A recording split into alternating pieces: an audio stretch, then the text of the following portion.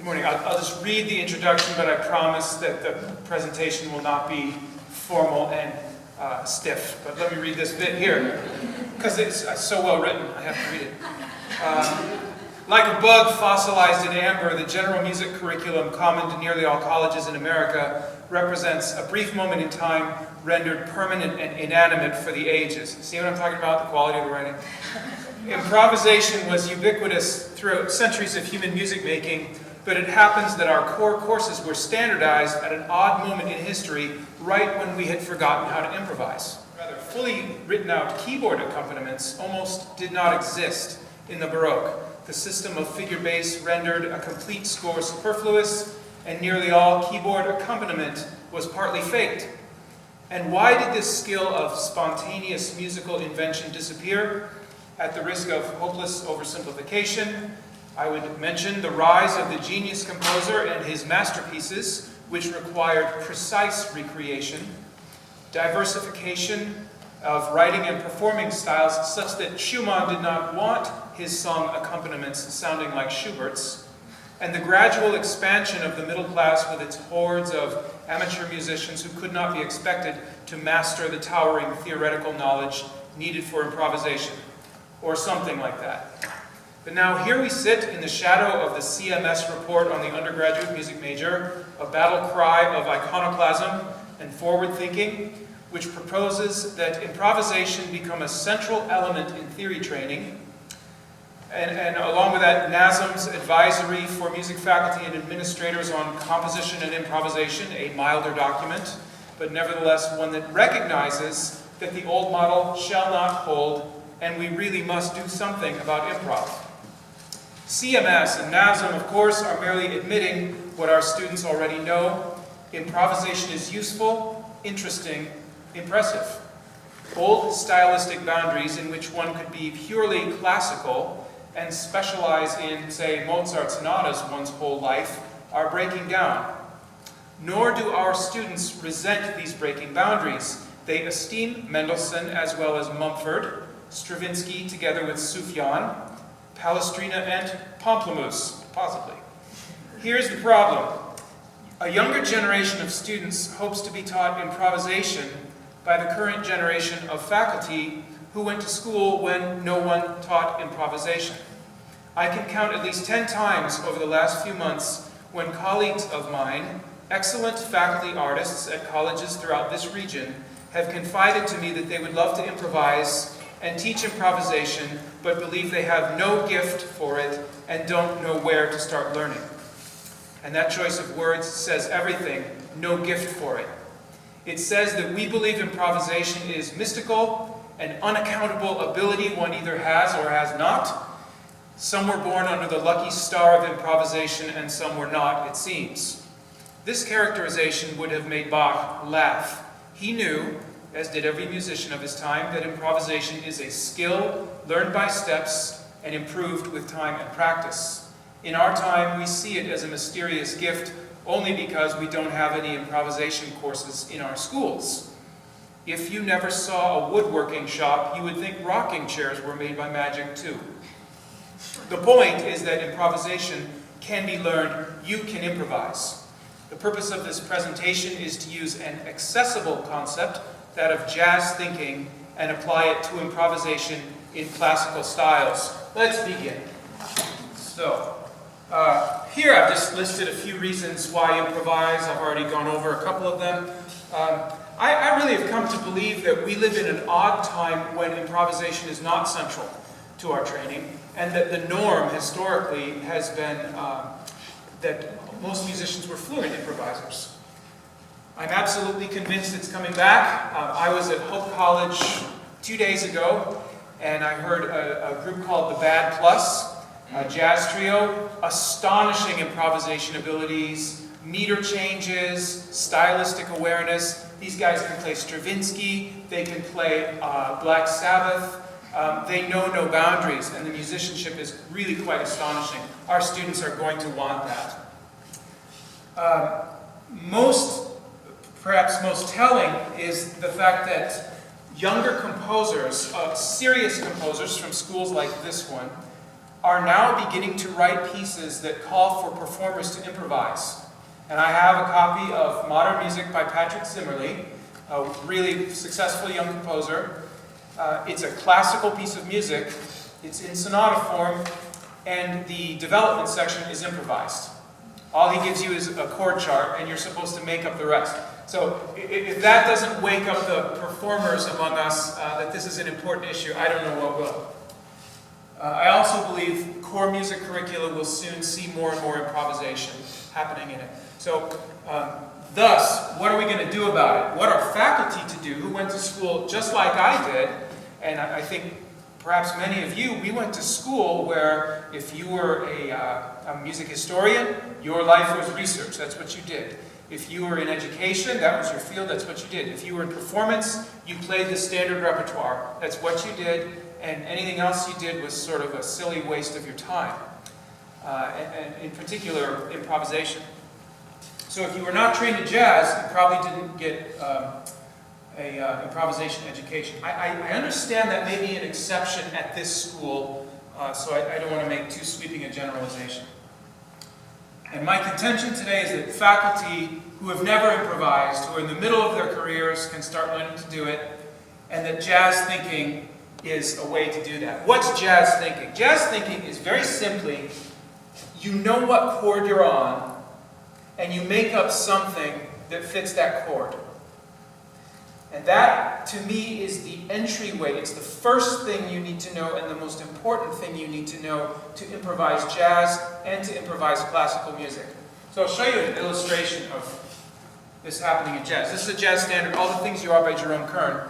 And I've got the little talking bubbles there, and that is what the improviser is thinking. So in the first measure, in F minor, you have to play something that will sound appropriate in F minor. So I need to make up some F minor stuff for 4 beats. Then I need to make up some B flat minor stuff for 4 beats, and so on.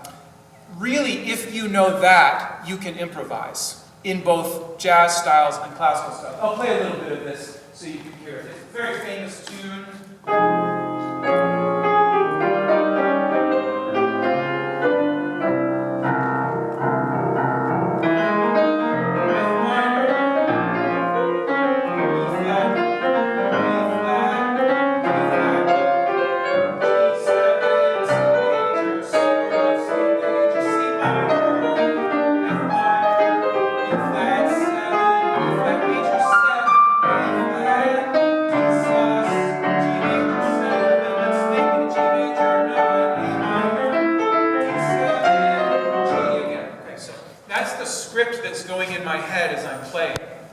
And then I'm calling upon little patterns that I might have played before, little bits I've practiced, or stuff I've never tried before, but it's staying within that harmonic limitation. So that's what I mean by jazz thinking.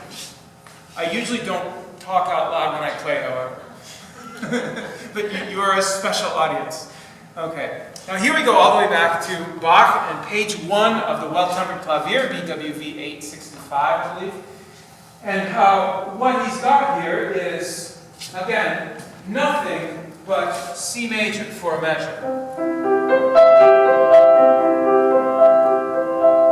With a nice pattern over it. Now, nothing but, depending on where you come from, this is either a D minor over C, or it's a D minor 7 in third inversion, or it's a 2-6-5. It doesn't matter what you call it. Here's the dominant in first inversion.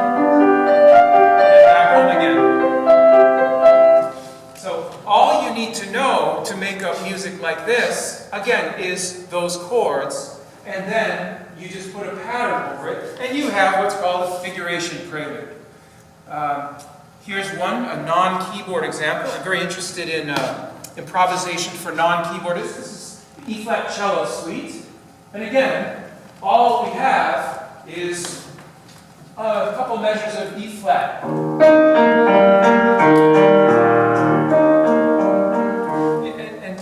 Second time, you don't even have to think anything that second time around.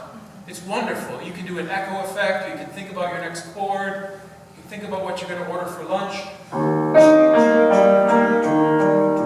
And yet it sounds so good. Next chord.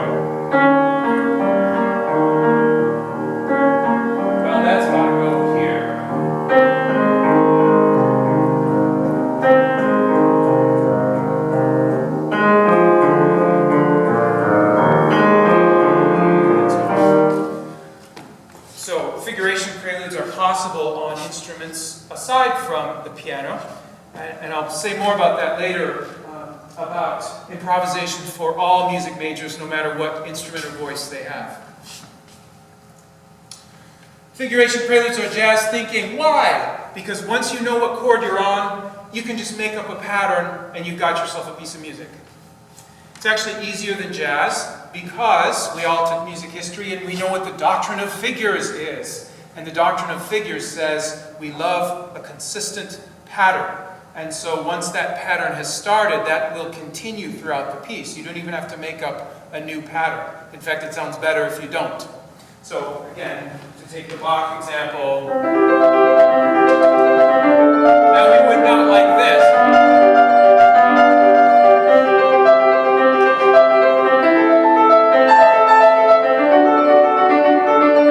We don't want the pattern to change. That's not appropriate Baroque behavior. It doesn't match. So, it's a doctrine of figures thing, isn't it? I love Bach's handwriting. I just love it. I think it was Andras Schiff was talking about playing Bach from facsimile because he said that the beaming shows you the phrasing. So I just love the beaming on that. This is C-sharp major. I can't remember if that's book 1 or 2. This is D minor from Well-Tempered Clavier, book 1. Both of which are partially figuration preludes. In other words, just take a chord, put a pattern on it, and go. So, how do we begin learning these? Oh, this is another great one, of course. How can we ignore this one?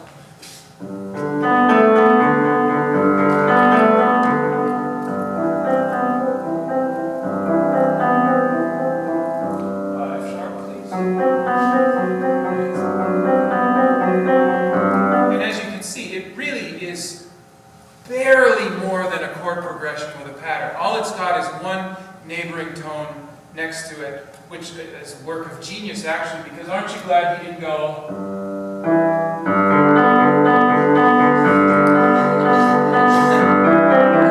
No. What a wonderful thing. So, a chord pattern and a rhythmic figuration and a couple neighboring tones. That's all it is. This is a fascinating, weird little piece by a composer I didn't know about until recently, Fischer. It's a 4-measure fugue for organ. And I think this is actually typical of a lot of the incidental music that the organist would have to make up. Just a few bars of something. Now again, all it is, he's in the key of A minor. It starts on the dominant.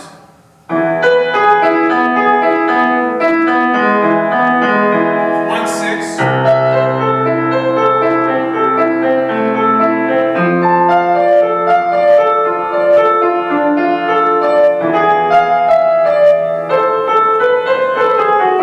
So it's really just a couple of chords, and most of it is taken up by a completely consistent figuration. And it gets written down and called prelude. But you see how easy it would be to make this kind of thing up. So, these are things I suggest to my students, and these are for keyboard students, these are for pianists. But I think they would actually work for cellists, violin players, harpists, very agile wind players. Take existing figuration preludes, such as BWV 865. Change the figuration. This is one of the first assignments I give. I make them play this piece upside down.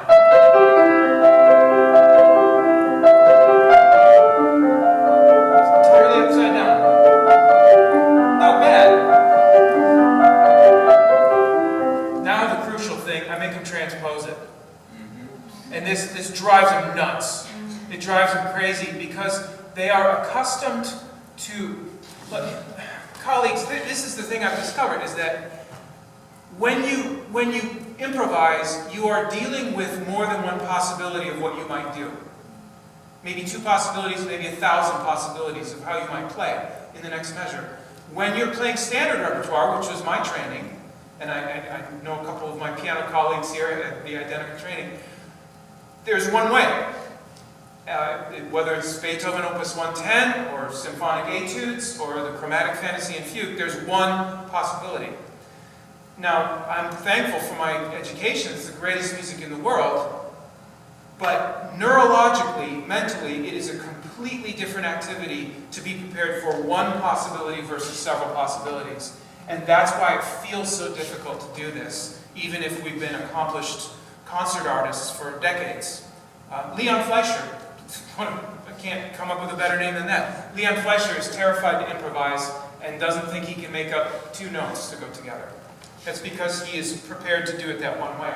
So when you get these students and you change the figuration, that starts shaking up that focus on doing it one way. And then you make them transpose. And now they have to start thinking not what is the key what is the piano key I'm going to play, what is the harmonic function?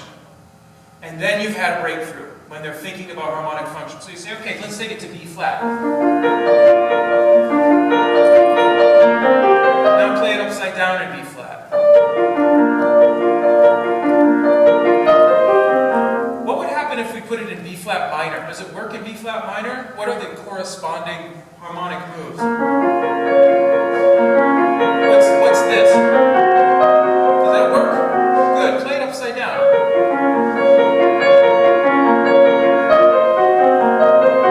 Remember your harmonic minor scale. There we go. Transpose it a tritone and play it upside down. So those are wonderful exercises, and they start to show you areas where your own musicianship is very fluent or where it isn't really very developed at all. It can be quite humbling to do this. Steal existing pieces from another instrument and adapt them to yours, like that cello piece. You could play that on the guitar. You could probably play that on the bass clarinet. I bet it could be done. And then transpose it to some weird key on the bass clarinet, and then play it in a recital. So these are the beginning exercises about figuration preludes. I won't go over all of this. This entire PowerPoint is on my website. It's just myname.com under improvisation resources. All of the stuff you can find there. And all this represents is how do you go about knowing longer chord progressions to do. So I suggest a couple things. One is learning lots of sequences. There are so many lovely sequences that one can know. Don't copy all these down. I'll email them to you. Now that's just a nice circle, a descending circle of fifth sequence. Let me put it in a hard key. There aren't any hard keys. Let me put it in A flat. And now let's do that little descending sequence. I want to do this inversion. Yes.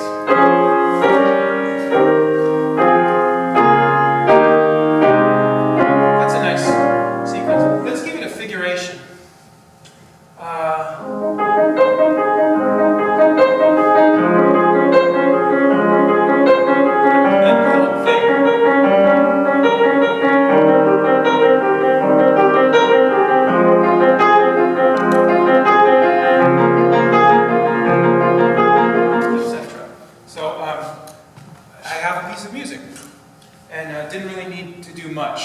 I was using, it's similar to this circle progression at the top is the one I was using. And then the other one I highly recommend looking up is Rule of the Octave.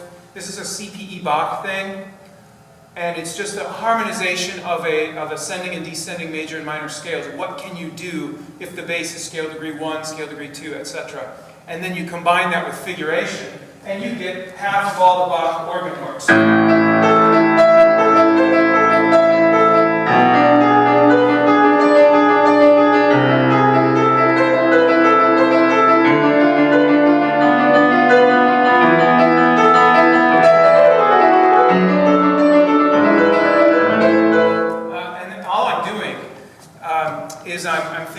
A minor, the bass is walking up, so over scale degree 1, that's a 1 chord. Over scale degree 2, that's a 7/6. Over scale degree 3 is a 1/6, then a 2/6, then a 5, then a You do it in the melodic form, so it's raised, it's a first inversion major, and then a 5/6, and then 1. That's all it is. It's embarrassingly easy.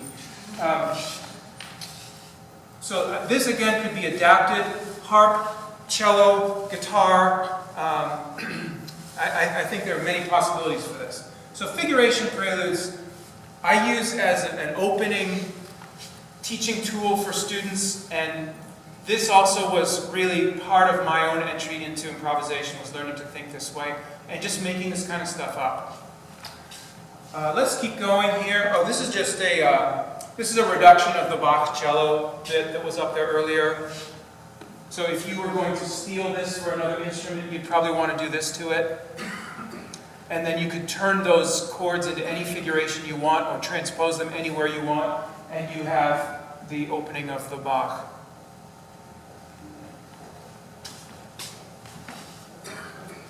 This is where I'm supposed to play. Okay. I'm going to play.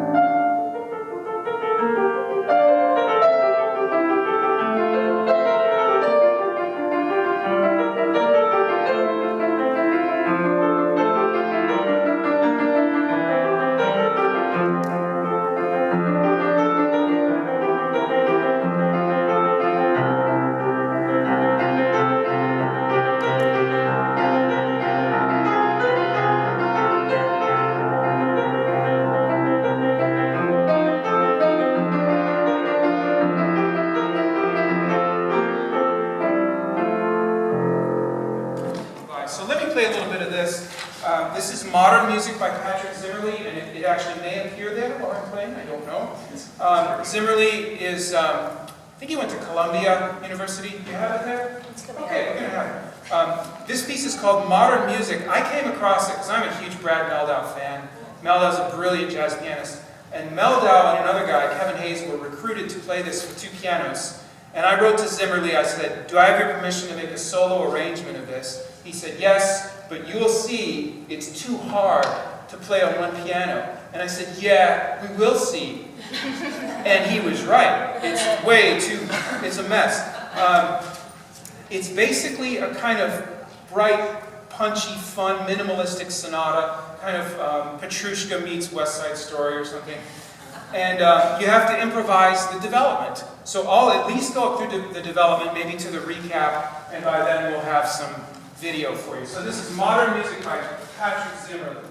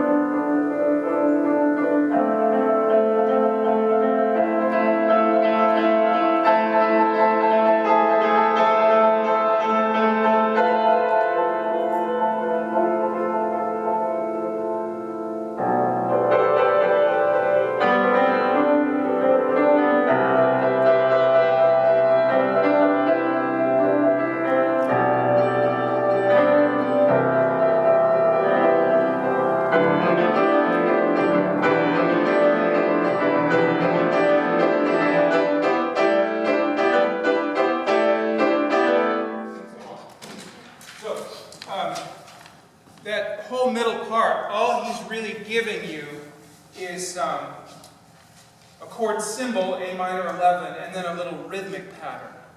And in the original, one pianist would do that accompaniment, and the other would freely improvise. So what I've done is I just traded between the hands. So one hand's supposed to accompany, and the other hand's supposed to improvise. That was really hard, actually. Turning my brain upside down and getting my left hand not to accompany or play chords, but just to play melodic material while the left hand is improvising. But I love to learn, and it's fun, and now I can show you my kids I'm so proud of, so everything's fine. And this is the other entryway for improvisation that I've been using in teaching lately.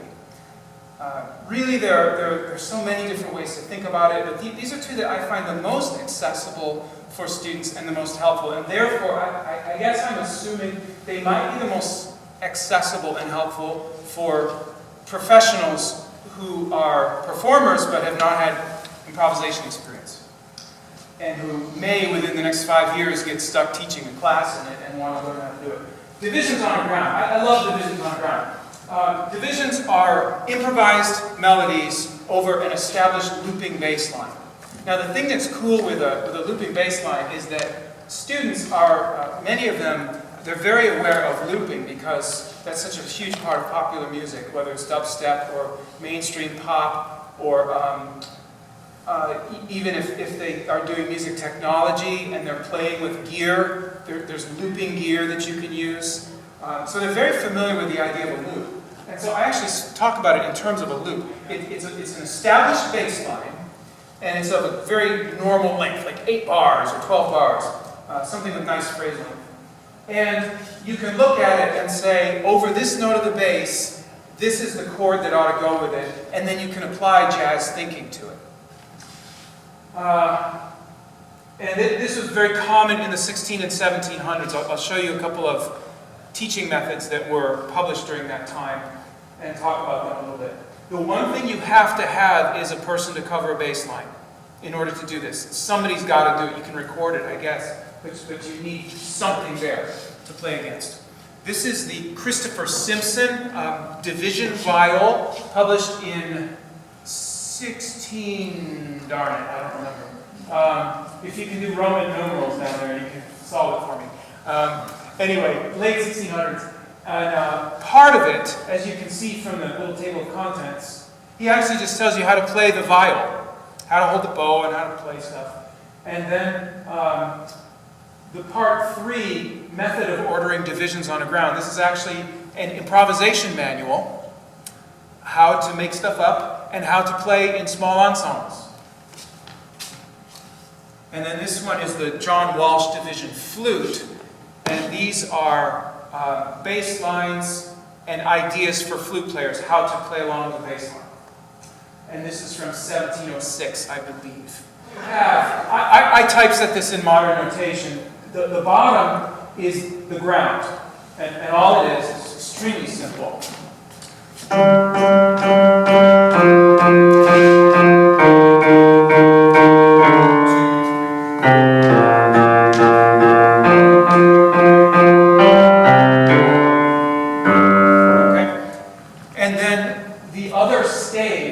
Selected examples that I took from his book, of which he has dozens and dozens and dozens, showing, hey guys, here's how you can play different forms of division over a bass line. So he's giving examples of how to do it. Now, if you go on YouTube and you look up divisions on a ground, what you will get is people playing the grounds and reading the divisions, the examples from the book, and just performing them as compositions, not improvising on them. And they sound really good. It's great literature, but that's not actually what they were promoting at the time. They were saying, here's how to make up music. So I've given you some chords there and some jazz thinking there. Sometimes their voice leading was really bad, by the way. If there are any musicologists here who want to study terrible voice leading in the division flute, talk to me. Now, I'll show you what I did. This is from a week ago. And I brought together 3 students who had no background in improvisation. One is a violinist, first-year student. a violist, also a first year, and a French horn player, second year. And I worked with them. We booked an hour to work together, but actually it only took a half hour to get done. And I videoed the whole thing, and I've edited it down to 7 minutes. And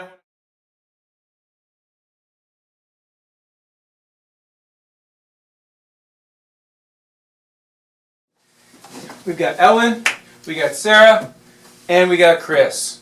And you guys have no real improvisation background to speak of. So we're starting from absolute scratch. Let's go. When I have that first note, I'm going to play it an octave lower. What's available to me are the notes of G major, both the scale and the chord, or any patterns I might want to do. So what could I do? What fits my instrument? How about an arpeggio of just the chord in 3/4 time? 1, 2, 3. There we go. Just like in theory class, parallel octaves are bad, parallel fifths are bad. So I could follow this down in thirds or sixths, couldn't I? You want to give it a try? Yeah. Sarah, you want to play the bass line for us? And let's start with Ellen first. 1, 2, 3.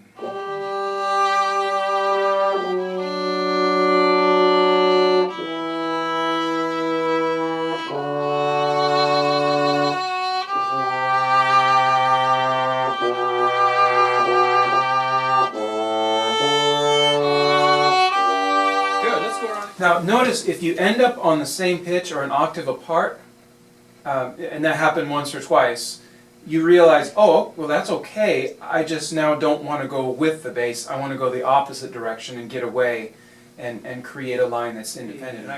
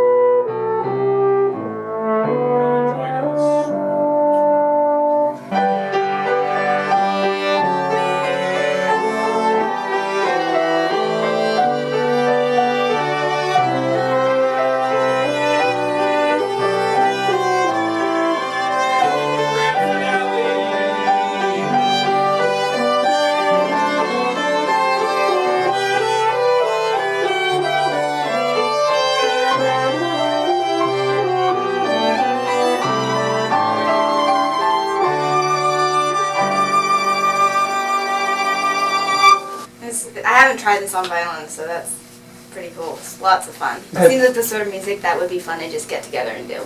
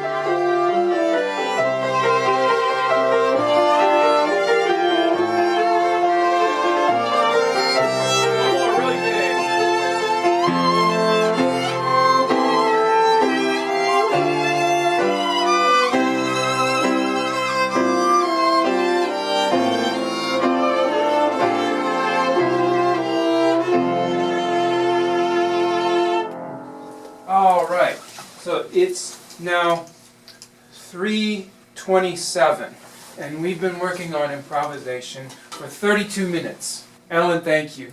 Sarah, thanks. Chris, thanks. That was brilliant. We got it. That's a wrap. Yeah.